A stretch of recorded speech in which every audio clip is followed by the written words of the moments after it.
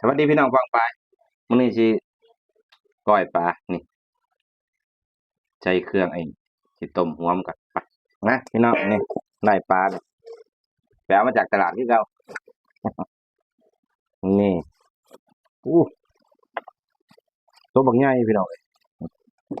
ตัวละ120พุ่นเด้อ้อโถมันมีตัวโน้ตนะโถเขาเฮ็ดให้นะจัดการนะครับ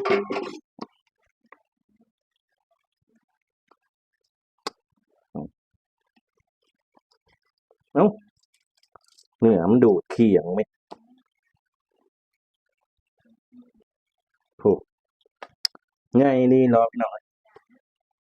ตัวละ120มันค่ำแล้วก็จะโลให้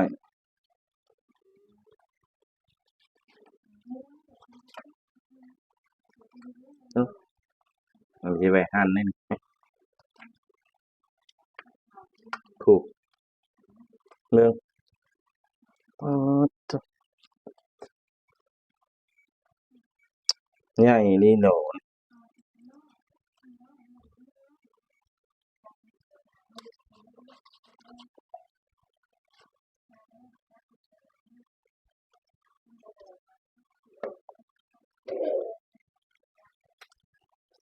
ล้างน้ำพี่น้องเอ้ย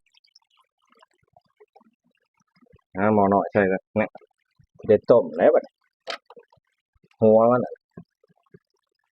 นี่หัวมัน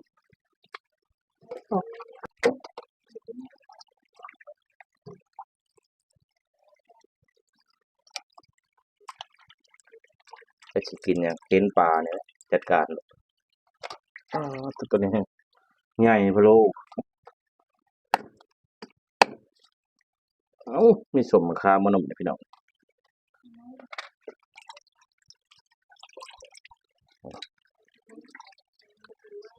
เอาไว้ก้อยแล้ว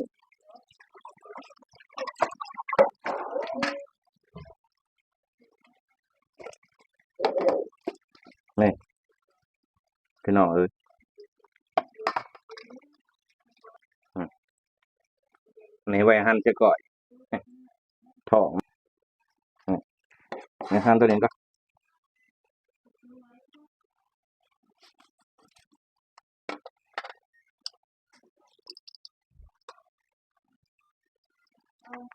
ไปใส่ต้มมันหั่นตัวนี้ท่าไว้พี่น้องมาหั่นท่านะ